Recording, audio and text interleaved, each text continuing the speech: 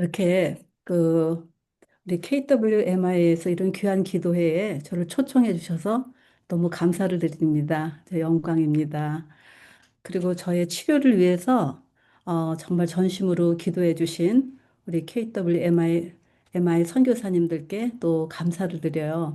덕분에 제가 별 부작용 없이 그 28회 방사선 치료를 잘 마칠 수 있었어요. 감사를 다시 드립니다.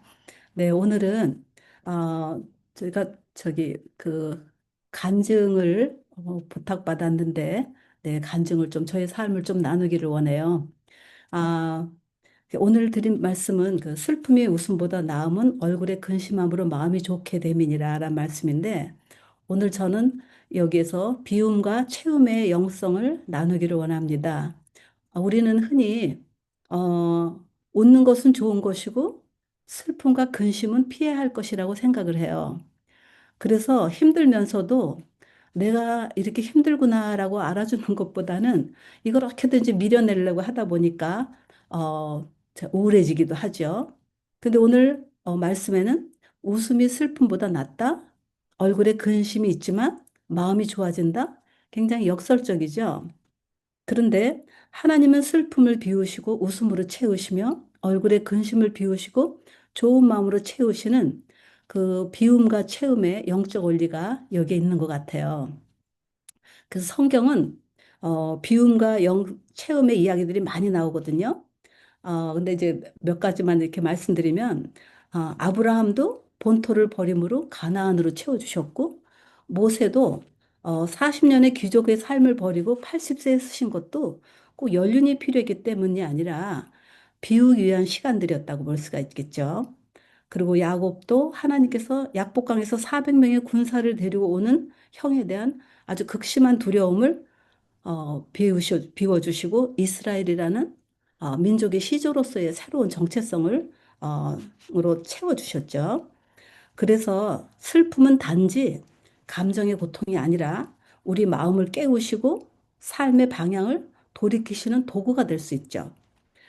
오늘 제가 여러분들과 우리 선교사님들과 하나님께서 저의 삶을 어떻게 비우시고 어떻게 채우셨는가를 세 가지 경험을 나누기를 원합니다. 저는 대학생 때 주님의 부르심 받고 헌신했고 결혼 후에 아이 둘을 낳고 둘 데리고서 1981년도에 필리핀으로 갔어요. 근데 저는 그때 선교사가 뭔지도 모르고 남편이 간다니까 그냥 따라가는 사람이었어요. 그래서 그 속에서 제가 참 그 많이 비워지고 또 채워지는 경험을 하게 하신 것을 좀 나눠볼게요. 첫 번째는 우리 선교사님들이 이제 우리가 갈등을 참 많이 했거든요. 근데 그 속에서 성령님께서 저를 비우시고 다시 채우시는 은혜를 제가 경험하게 됐어요. 사실 가기 전에 필리핀 그 선교사님들 간에 갈등이 있다라는 거를 듣고 갔거든요. 근데 얼마 지나지 않아서 사실 그거를 정말 그 곧 피부로 느낄 그런 상황을 피부로 느끼게 되었죠. 왜냐하면 우리가 그 당시에 선교부가 정말 그 초창기 단계로서 행정적인 체계를 세워야 하고 많은 것들을 의논을 해야 되는 상황에 있었어요. 그래서 우리가 회의를 참 많이 했어요. 근데 그 과정에서 그래서 우리가 서로 다른 사역의 철학, 방법, 기질, 성격 다 다르다 보니까 자연스럽게 갈등이 발생하곤 했거든요. 근데 사실 우리 선교사님들 한 개개인들은 정말 하나님의 뜻대로 살고 싶어하는 진실하게 살기 원하는 헌신된 선교사님들이었는데 우리가 팀 사역에 대한 지식도 경험도 부족해서 갈등을 했다고 생각이 들거든요. 그런데 감사했던 것은 우리가 선교부를 잘 세워보려고 했던 그 열정들이 어떻든 우리가 그 뭐 어떤 개인의 어떤 유익과 그런 것보다는 어떻게든지 우리가 선교부를 세우자. 그래서 필리핀 선교를 위해서 우리가 함께 가자. 이런 것들이 참 동일했어요. 그래가지고 갈등하면서도 또 같이 모여서 밥 먹고 그리고 또 회의하면서 또 갈등하고, 그리고 또 같이 밥 먹고. 이런 것들이 우리가 반복했어요. 지금 되돌아보면 그래도 참 훌륭한 공동체였다. 깨지지 않고 또 여기까지 왔던 것을 보면 참 그런 생각이 들어요. 그런데 문제는 내 자신이었어요. 저 자신이었어요. 저는 그 기질로 따지면 점액질의 기질이 있는데 이 점액질들은 마음의 평화가 깨질 때 가장 힘들어하는 유형이거든요.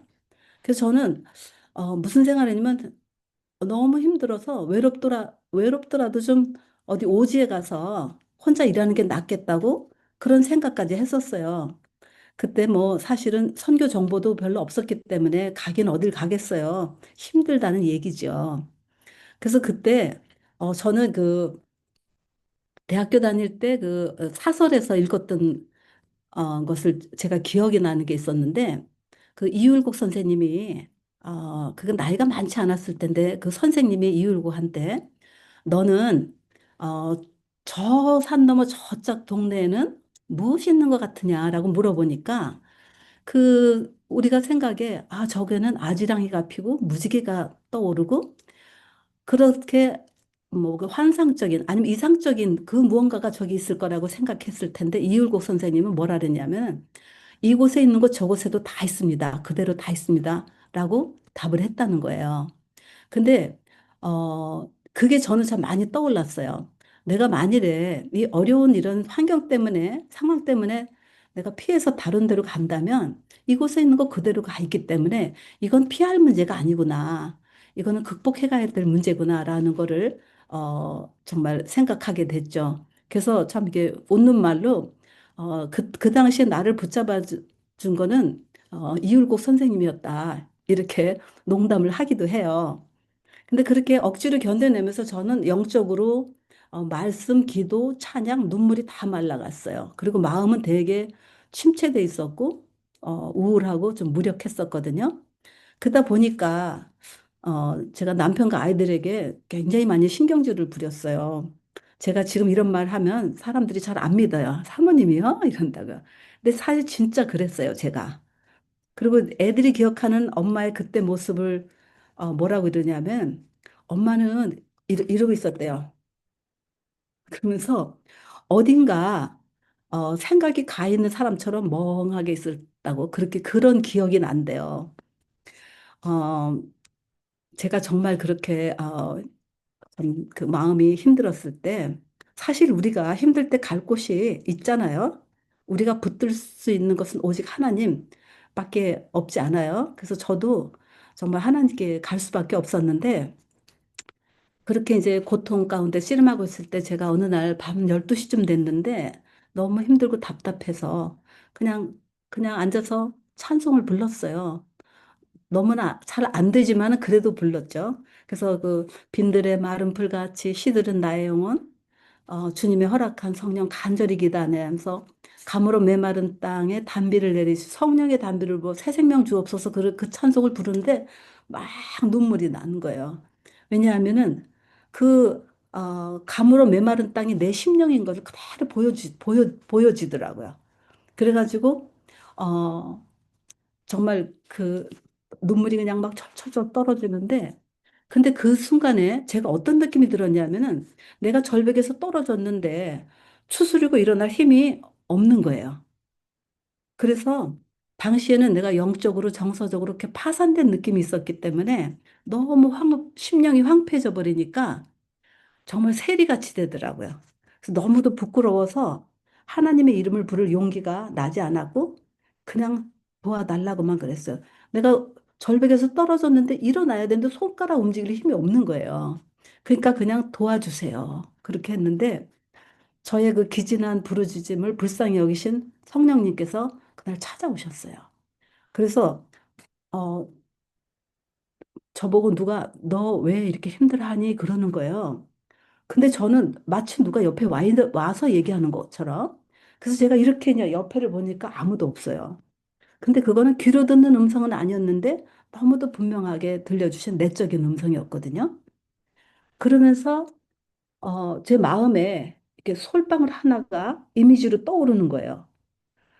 그래서 성령님은 시청각 교육에서 어떻게 솔방울을 선택하셨는지 정말 그 너무나 신기했어요, 저는.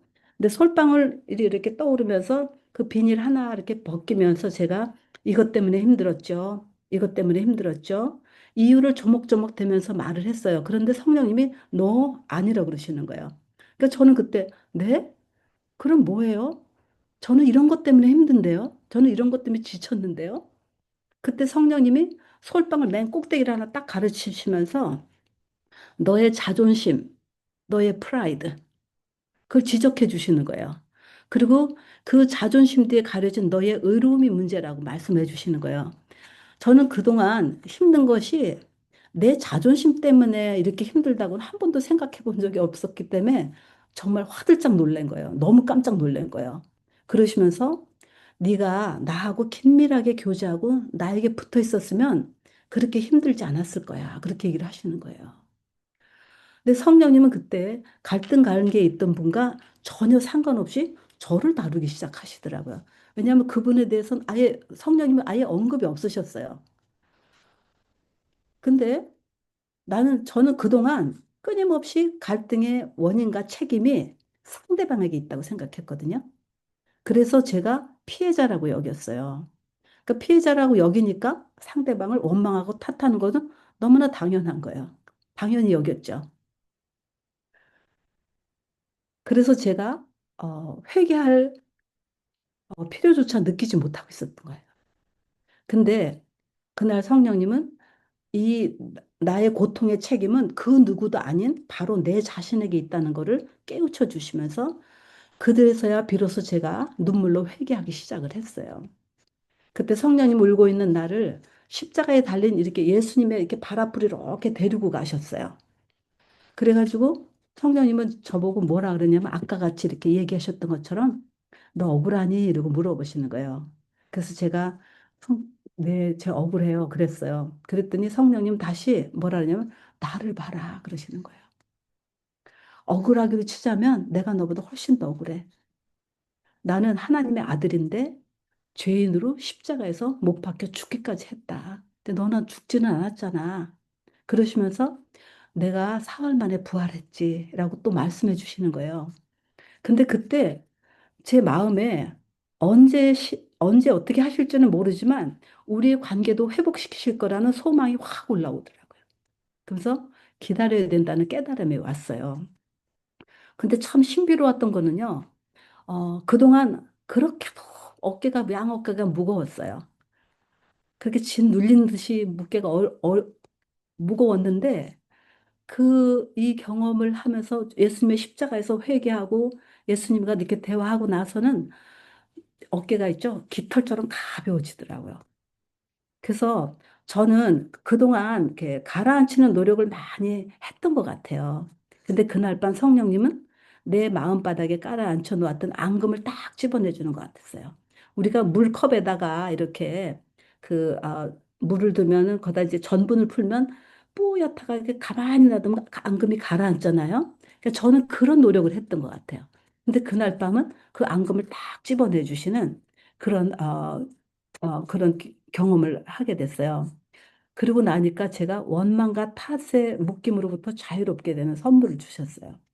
그래서 성령님이 주도하신 그런 치유는 나의 자존심의 이슈를 달아주고 나의 의로움을 깨뜨리시는 그런 역사를 하셨죠. 그래서 이렇게 이제 그 치유를 받고 나니까 굉장히 어떤 마음이 드냐 하면은 아, 제가 그 사모님을 만나야 되겠다 이런 마음이 들었어요. 그래서 전화를 드렸더니 이제 나오셨거든요.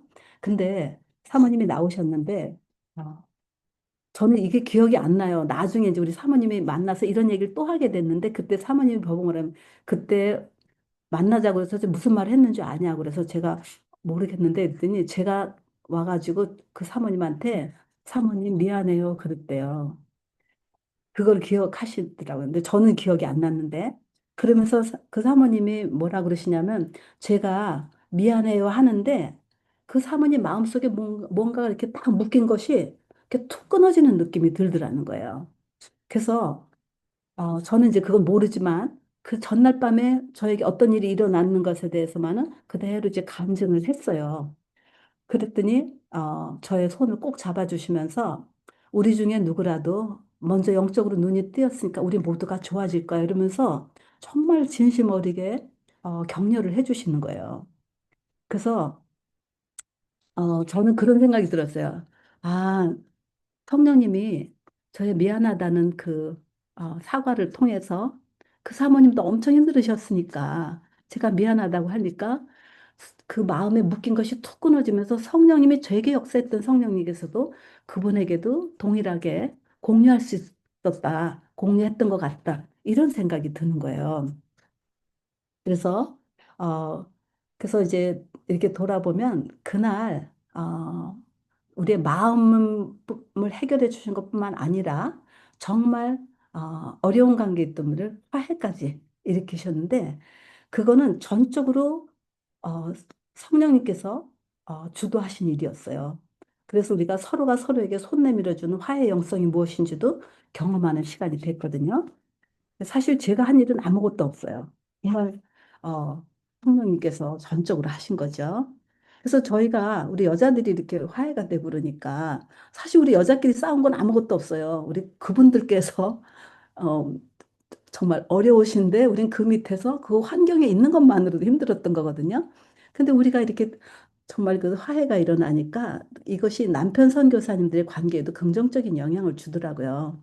그래서 그 이후에도 선교부를 세워가면서 많은 어려움을 넘어야 했지만 사실 오늘까지 우리가 정말 동역자일 뿐만 아니라 우리가 서로 정말 그 깊은 우정과 신뢰를 간직할 수 있는 그런 그 관계가 됐거든요. 그래서 이건 정말 하나님이 하신 일이다. 이렇게 고백할 수가 있어요. 그렇게 하고 났더니 정말 그날 밤의 경험이 그동안 막혀 있었던 말씀, 찬양, 기도, 그리고 눈물 다 살아나게 해주더라고요. 그래서 영적인 회복이 일어나면서 정말 그때 기도가 하나 더 아무리 말씀을 갖다가 보려고 나의 마음을 집중해서 끌어다 놔도 두세 줄을 읽으면 그냥 또 집중이 안 되고 또 그냥 그 갈등 묵상하고 그러더라고요. 그래서 제가 지금 돌아보면 굉장한 영적 싸움이었던 거예요. 그리고 이 영적 싸움에 사탄이 이 허약한 내 마음을 얼마나 많이 가지고 휘둘렀는지 그거를 알게 됐어요. 그래서 이제 이렇게 회복을 시켜주고 그러고 나서 주변을 돌아보니까 많은 선교사님들이 크고 작은 갈등들을 하고 있는데 사실 말을 못하고 끙끙 가슴앓이만 하는 거예요. 근데 이런 걸 보면서 저를 치유하신 하나님께서 이 다른 선교사님들의 형편을 보면서 제 마음에 우리 다른 선교사님들 도와야 되겠다. 우리 한국 선교사들의 갈등을 참 도와야 되겠다. 이런 소명을 주시더라고요. 그래서 저는 하나님께서 이 첫 번째 경험을 통해서는 나의 자존심을 비우게 하셨다. 아무리 극한 그 심한 갈등에서도 그 속에서 내가 지키려고 했던 내 자존심을 비워주시더라고요. 그리고 치유와 화해를 통해서 새로운 소명으로 채워주신 그런 경험을 하게 됐어요. 그리고 그때 제가 깨달았던 건 뭐냐면 저는 정말 노력했거든요. 벗어나 보려고. 근데 인간의 노력의 끝점에서 진짜 그때 제가 파산된 것 같다 그랬잖아요. 정말 저는 끝인 느낌이 들었는데 그때 하나님이 시작하시더라고요. 그리고 우리는 내가 정말 굉장히 괜찮은 사람인 줄 알았어요. 그전에는. 그랬는데 나 혼자서는 나를 알 수가 없더라고요. 근데 나의 진짜 모습을 다른 사람과의 관계를 통해서 하나님은 드러내 주시더라고요. 그래서 그때 제가 굉장히 느꼈던 거가 깨달았던 거가 내가 굉장히 정말 요거밖에 안 되는 사람이었구나. 근데 내가 굉장히 괜찮은 사람인 줄로 착각했었구나. 그러면서 내 진짜 모습을 알게 됐죠. 그리고 하나님은 그 어떤 사람보다도 나 자신의 변화에 관심 많으시고 그걸 시도하신다라는 걸 깨닫게 된 거예요. 그리고 이제 우리가 갈등을 할 때 나의 책임 영역을 받아들이지 않으면 우리는 상대방을 원망하고 탓하는 덫에 걸리고 말아요. 그래서 관계를 다 깨트려 볼 수 있는데 그 책임을 나에게로 돌리신 그 성령님의 그 역사하심 가운데서 저의 죄를 보게 하셨고 또 벗어나게 해주셨죠. 그리고 이제 우리가 어렵고 힘든 자리에 주님이 은혜가 임하면 그것이 소명의 자리가 될 수 있다. 그래서 죄가 많은 곳에 은혜가 더 크다는 말씀이 이렇게 이해가 됐어요. 그리고 이제 두 번째는 정체성의 혼란과 존재의 의미를 깨우치셨는데 제가 30대에 이게 내면에 치유하시고 저에게 이제 멤버케어에 대한 소명을 주셨지만 무엇을 어떻게 해야 될지 모르는 거예요. 여전히 저는 애들 키우고 부스러기 일들 하고 그렇게 지냈을 때거든요. 근데 40대 초반이 되었을 무렵에 제 안에서 굉장히 이제 질문이 올라오는 거예요. 내가 누구지? 선교사, 목사, 아내, 그다음 누구 사모, 뭐 누구 엄마 이런 거 다 벗은 나. 그 나는 누구지? 그렇게 질문이 올라오는데 누군지 잘 모르겠는 거예요. 다 이런 직책과 이런 그 역할 이런 걸 다 내려놓은 나는 누군지 모르겠는 거예요. 그래서 근데 그게 마치 있죠. 내가 길을 잃어버린 것 같은 느낌? 그런 게 올라오면서 내 자리 어디냐고 하나님 기왕 저를 부르셨으면 저는 그 부르심의 자리에 있고 싶다고 하나님께 물으면서 진짜 많이 울었어요, 이때는. 그냥 엎드리기만 하면 눈물이 철철 나고 그 울 때 보면요. 이 뱃속에서 쭉 어떤 그 눈물이 올라오는데 그 눈물이 되게 슬프더라고요. 근데 나중에 이걸 보니까 내가 상실감이었구나. 이거를 알게 됐어요. 근데 사실 그 상실감은 굉장히 깊은 슬픔이더라고요. 근데 그날도 제가 그렇게 이제 맨날 교회 가면 울었어요.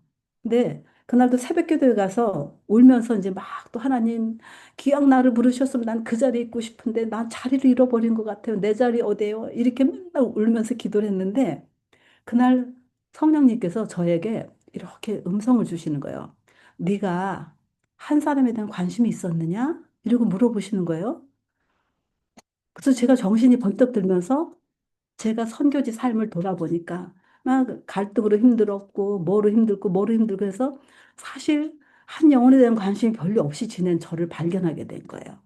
그래서 주님 이제 제가 한 영혼에 대한 관심을 가지고 한 사람 한 사람에 대한 정말 그들을 섬기면서 그렇게 살게요. 이렇게 얘기를 했거든요. 그리고 났는데 그게 되게 위로가 돼가지고 진짜 눈물이 그치더라고요. 근데 그때 저희 박 목사님이 그때 훌로에서 초청을 받아가지고 갑자기 미국으로 오게 된 거예요. 근데 저는 그때 되게 몹시 당황을 했어요. 왜냐하면 현지인 한 영혼에 대한 관심을 가지고 살려고 했는데 나를 미국으로 보내신다면 가서 또 뭐 어떡하라고요. 나 가서 뭐 해요? 그러고 나니까 눈물이 다시 돌아온 거예요. 그래가지고 다시 이제 그때도 제가 신학교 새벽기도 시간에 나가 기도하고 있는데 정말 신비롭게 성령님께서 저에게 또 음성을 주시는 거예요. 내가 네가 여기서 살았던 삶을 귀하게 여긴다. 여기서 살았던 것처럼 미국 가서도 그렇게 살아. 그렇게 얘기를 하시는 거예요.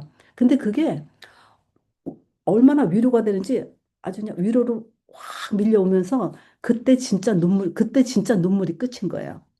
근데 제가 이렇게 이제 돌아볼 때, 제가 애를 셋 키우고, 제가 이제, 3살, 1살, 하나 막내는 거기서 낳았거든요.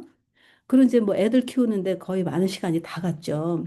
그리고 목사님 이제 사역하는데 부스러기 일들 처리하고, 또 손님들 엄청 많이 오시니까 손님들 밥 해주고, 차 수리하러 다니고, 은행 볼일 보러 다니고, 그냥 필요에 따라서 당연히 해야 할 일들을 하면서 살았는데, 내 마음 깊은 곳에서는 이런 일들을 아마도 이게 무슨 선교야 그러면서 하찮게 여겼다는 것을 제가 미처 인식하지 못했던 것 같아요.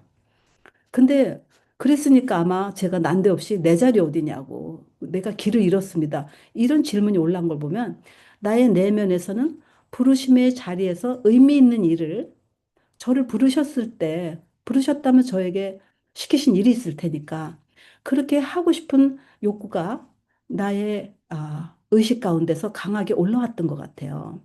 그래서 사실 이런 그 존재적인 또 상실감은 인간의 깊은 정서적 고통이더라고요, 이것도.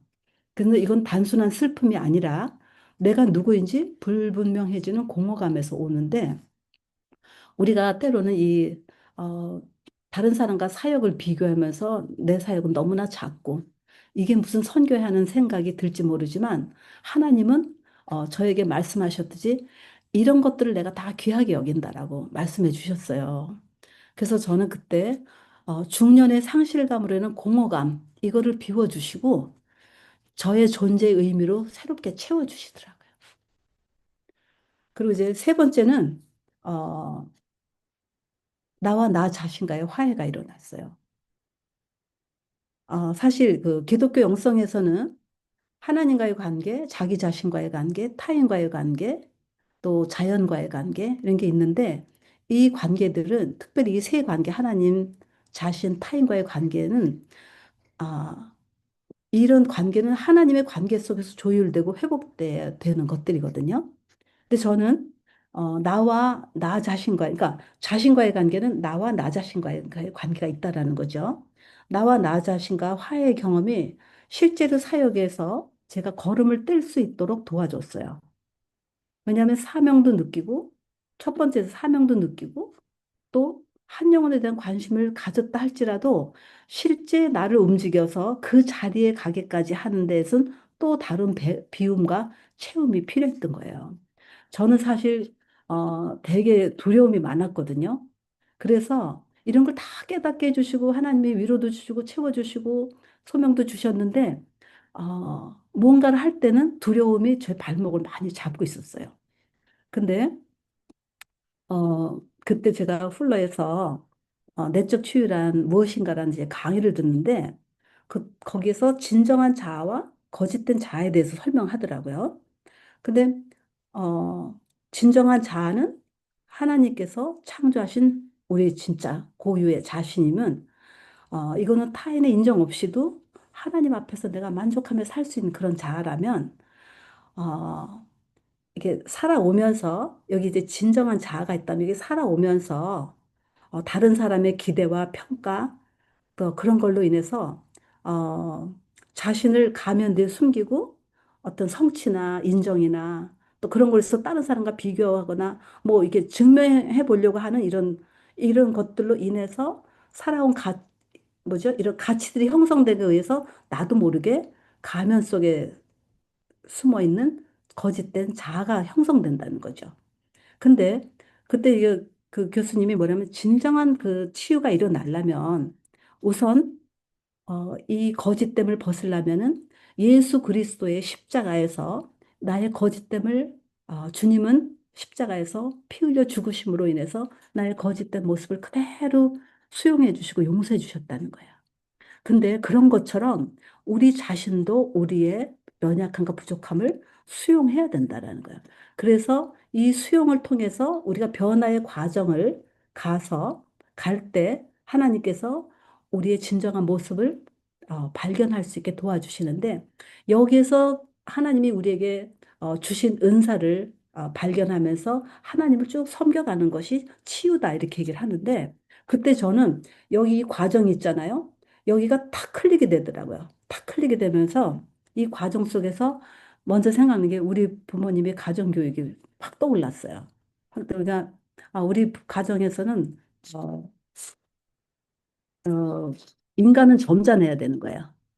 그리고 어, 부모님들이 한 교육 중에서 보면은 너희들이 어디 나가서든지 욕먹지 말고 다른 사람이 너희들을 어떻게 볼 거냐 하는 거를 굉장히 교육을 많이 시켜줬어요. 그러니까 나도 모르게 다른 사람이 어떻게 볼 건가에 많이 내 시선이 타인에게 가 있었던 거를 발견하게 된 거죠. 그리고 또 목사 사모는 이렇게 살아야 된다. 선교사는 이렇게 살아야 된다. 이렇게 해서 보면은 사실은 여러 사람들이 나에게 입혀준 옷들이 많은데 그 옷이 내가 맞는지 안 맞는지도 모르지만 난 입고 살았어요. 근데 그날 제가 깨닫게 되면서 내가 왜 우리 부모님이 가르쳐 준 것이 고등학교 때까지고 대학은 서울로 왔는데 왜 그걸 내가 한 번도 의심하지 않고 그게 내 옷인 것처럼 그대로 믿고 살았지? 이런 질문이 들어오더라고요.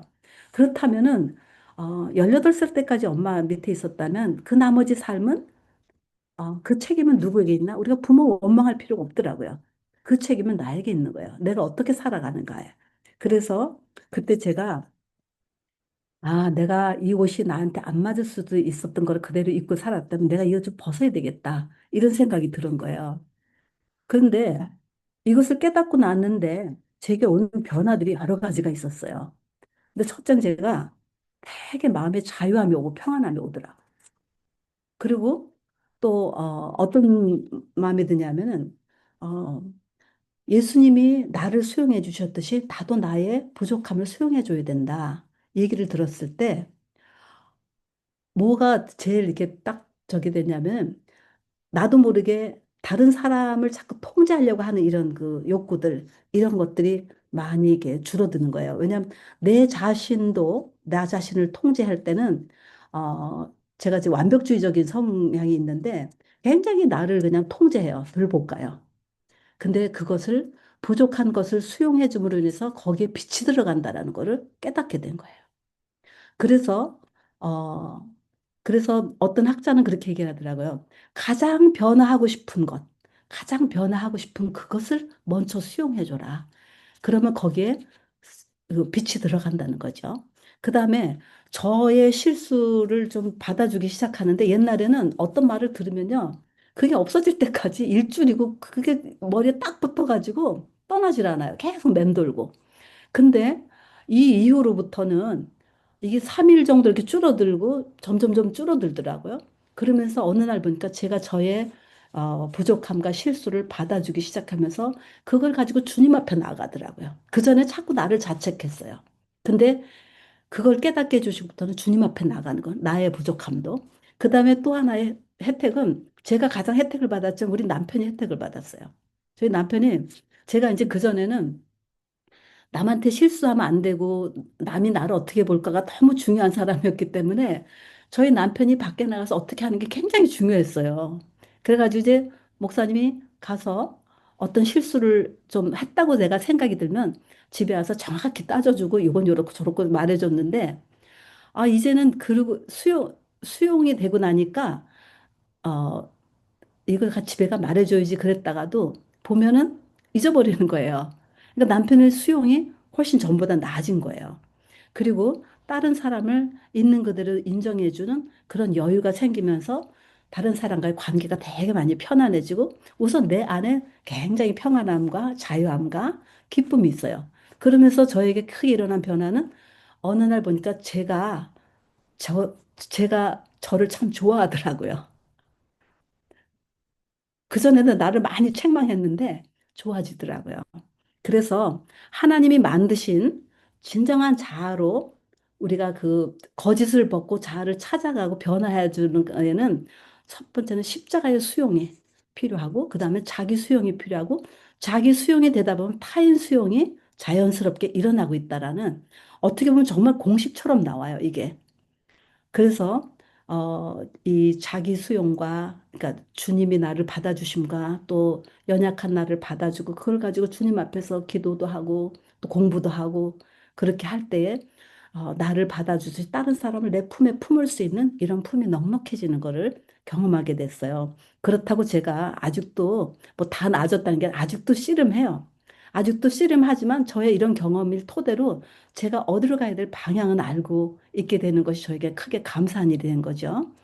그래서 우리가 정말 그 성숙해진다는 거는 하나님의 수용에 의지해서 주님이 나를 받아주셨는데 왜 내가 저는 결혼해 갖고 저희 목사님이 어 나는 나를 받아 그러더라고요. 근데 난 그게 너무 이해가 안 된 거예요. 그래서 아니 왜 자기를 받아? 실수했으면 고민하고 고통스러워하고 막 그렇게 해야지 자기를 받아주냐고.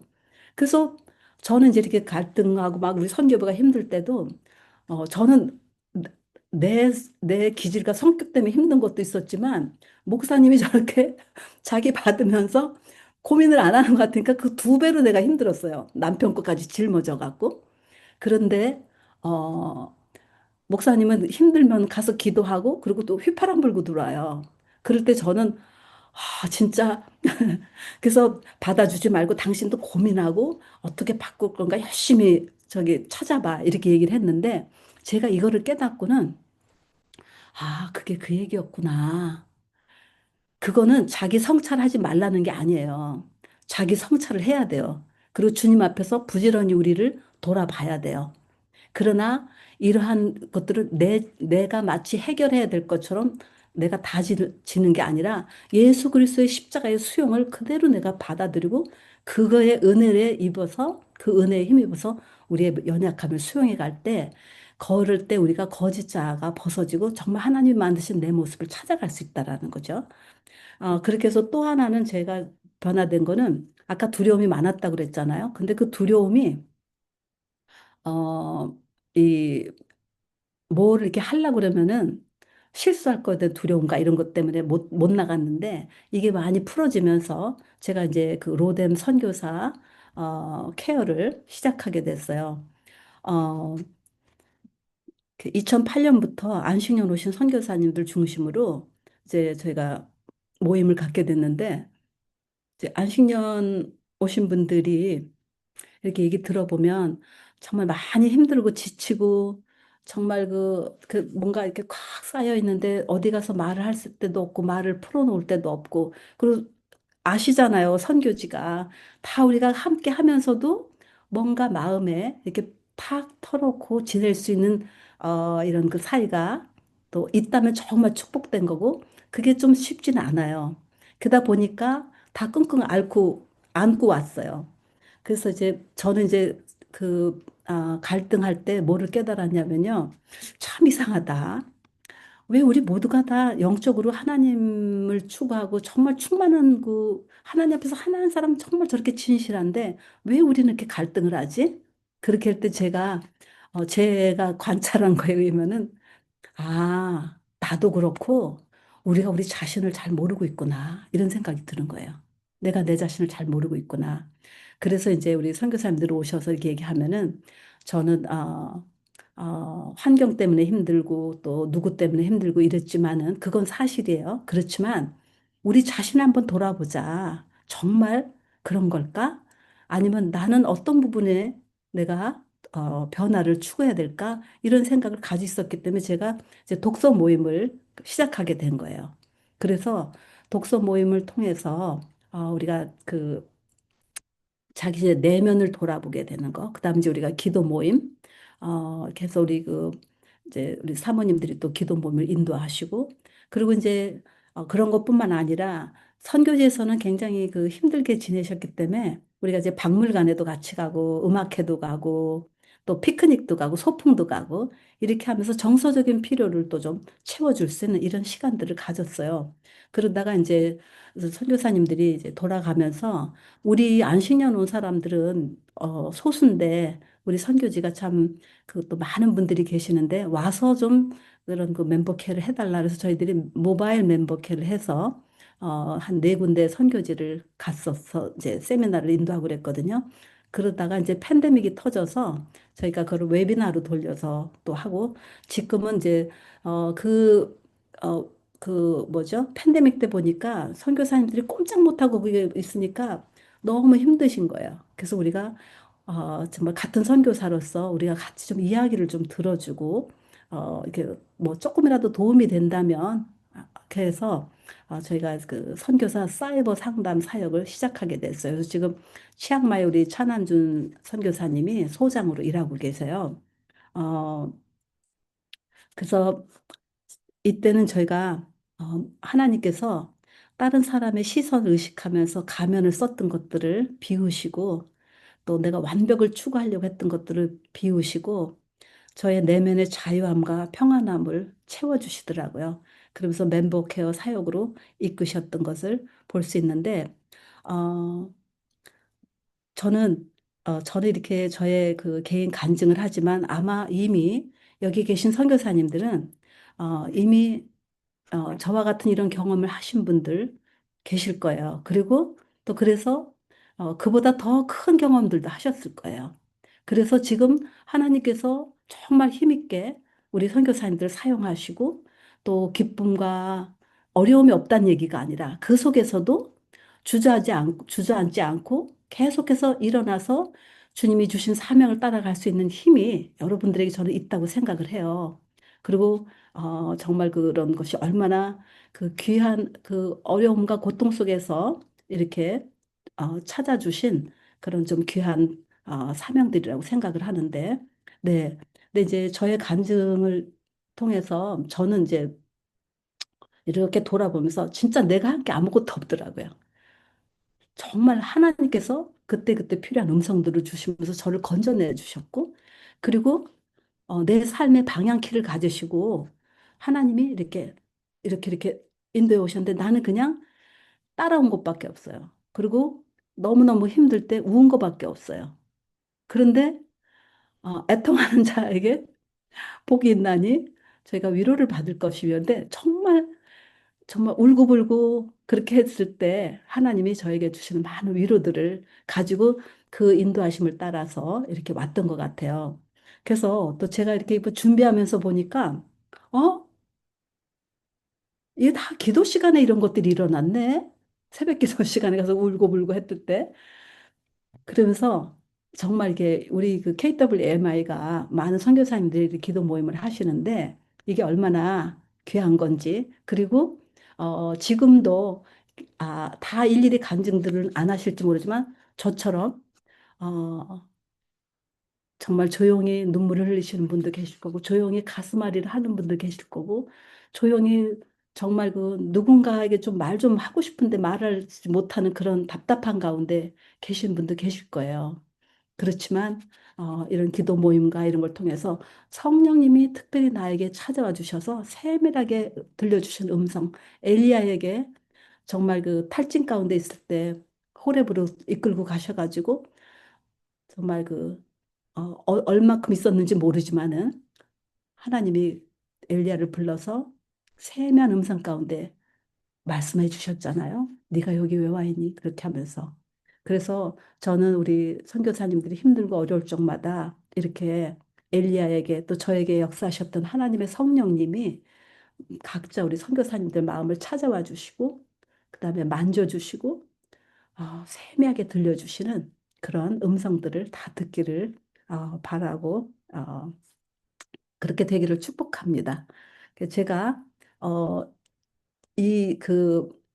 나와 나 자신과의 화해가 일어나면서 로뎀 사역을 하게 되면서 제가 마가복음을 묵상하는데 마가복음 4장에 겨자씨가 나오잖아요. 근데 제가 겨자씨였어요. 쬐끄만해가지고 그냥 나는 정말 이렇게 두려움도 많고 뭐 한 것도 아무것도 없는 거 이런 생각을 가지고 있었는데 저의 눈을 띄워주시고 이렇게 회복을 시키시면서 이 마가복음 4장 겨자씨 이야기를 한데 제 마음속에 이런 글들이 올라왔어요. 그래서 제가 좀 읽어드릴게요. 나는 주인의 선반 위에 올려져 있는 작은 겨자씨이다. 나는 눈이 없어 볼 수는 없지만 들을 수 있는 귀와 느낄 수 있는 광택 나는 피부가 있다. 나는 어떻게 생겼을까? 내 모습을 상상만 해본다. 사람들은 내가 너무 작아 실바람에도 어디론가 날아가 버릴 것 같다고 한다. 어느 따뜻한 봄날에 주인과 그의 아내가 나누는 대화 소리를 들었다. 선반 위에서 온 겨울을 지낸 나를 땅에 옮겨 심어야 한다는 것이다. 나는 안다. 그것은 땅속이라는 거대한 암흑으로 들어가는 것, 영원할 것 같은 두려움의 순간들을 예고하는 것, 친구들을 떠나 외로움과 적막함을 대면해야 하는 것, 모든 꿈을 접어야 하는 절망과 같은 것임을. 나는 잊을 수가 없다. 홀로 생소한 곳으로 옮겨왔던 그날을 두려움에 떨고 있는 내게 흙을 말해 주었다. 나에게 안전한 장소니 무서워하지 말라고. 흙은 아주 부드럽게 나를 감싸고 속삭여 주었다. 내 몸을 그에게 맡겨보라고. 엄마 품에 안긴 아기처럼. 흙은 내게 촉촉한 수분과 필요한 영양분을 충분히 가져다 주었다. 흙의 넉넉함을 느끼면서 이토록 따뜻한 세상이 있음에 안심했다. 그런 사랑의 충실함이 있었기에 그 시간과 그 장소에서 두려움과 대면할 수 있었다. 얼마를 지났을까? 신비한 꿈틀거림으로 저항할 수 없이 밀고 올라오는 에너지를 느낄 수가 있었다. 이것이 무엇일까? 내 몸이 깨지는 아픔을 느꼈다. 애벌레의 고치가 파열될 때 나오는 엄청난 굉음을 들을 수 있었다. 거대한 안반처럼 느껴졌던 그 흙을 뚫고 빼곡히 내 얼굴을 내밀어 보았다. 아, 창조주의 은총이다. 신비로움이다. 광택나는 단단한 껍질 속에 감추어졌던 두 눈을 선물로 받았다. 나는 경이로운 창조물들과 눈맞춤을 할 수 있었다. 화사한 햇살, 구름, 바람, 꽃, 신선한 공기, 해, 달, 별들. 내 몸속에서 뿜어져 나온 연초록의 봄빛도 보았다. 내 속에 내가 알지 못했던 무한한 생명의 잠재력. 이 모든 것은 아름다움이었다. 나는 흙이 공급해주는 물을 마시며 힘껏 뿌리를 내려본다. 다양한 빛깔의 이파리들은 강렬한 햇빛을 받으며 창공을 향해 몸나래를 활짝 편다. 이제 나는 기쁘게 나를 내어준다. 바람이 쉬어가는 자리, 지친 사람들이 기대어 가는 그늘, 새들의 놀이터, 새알이 깨어나는 곳. 아, 이것이 내 삶의 의미였던가. 익숙하고 편안했던 내 주인의 선반을 떠나는 것은 모호며 위기였지만 나를 나되게 하신 은총이여 껍질을 벗기 위한 구속의 시간이었으며 잠재된 아름다움을 만나게 해준 주인의 배려였음을 알게 되었다. 이제 나는 말할 수 있다. 두려워하지 말고 믿음을 가지고 이 여정을 떠나보라고. 감사합니다. 아멘. 너무나도 귀한 감정 감사드립니다. 아멘. 이 연약함을 이렇게 품격 있게 드러내어 주셔서 그 연약함을 또 아름답게 성숙해 가시는 또 그 모습, 그 감정이 너무나도 귀하고 하나님께 영광입니다. 이 시간 우리 다 같이 어, 심령이 가난한 자는 찬양을 그냥 드린 후에 주신 말씀 생각하면서 통성 기도하고 또 저희가 기도해야 할 기도 제목들 함께 기도하는 시간을 갖도록 하겠습니다.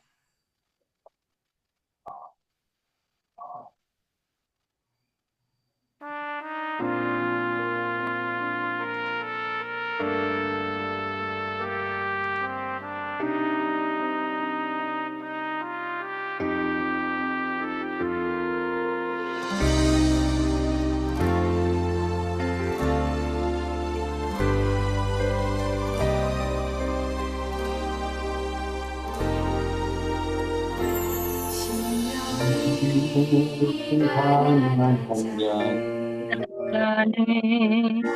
우리 저희 것이고 또한 양인 복에 이루길 받을 것이요 또한 나오기 하니 땅을 비로로 받겠네 이게 소리고 마른 자는 저희 배부를 것이요 이루기는 자는 긍휼히 여김 받겠네 마음이 정결한 자는 하나님을 볼 것이요 하는 자 하나님의 아들이 따를 건데 우리 하여금 받는 자 천국이 저희 것이다.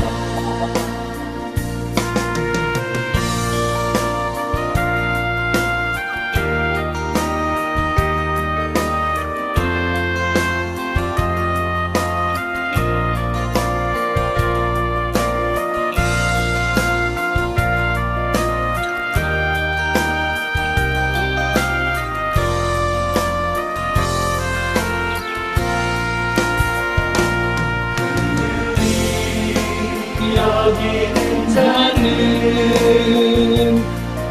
그들이 여긴 받겠네. 마음이 정결한 자는 하나님을 보는 것이요 회개하는 자는 하나님의 아들이라 일컫네. 그를 위하여 핍박받는 자 천국이 저리 오시리라. 내게도 주소서. 내가 복을 받기 원하네.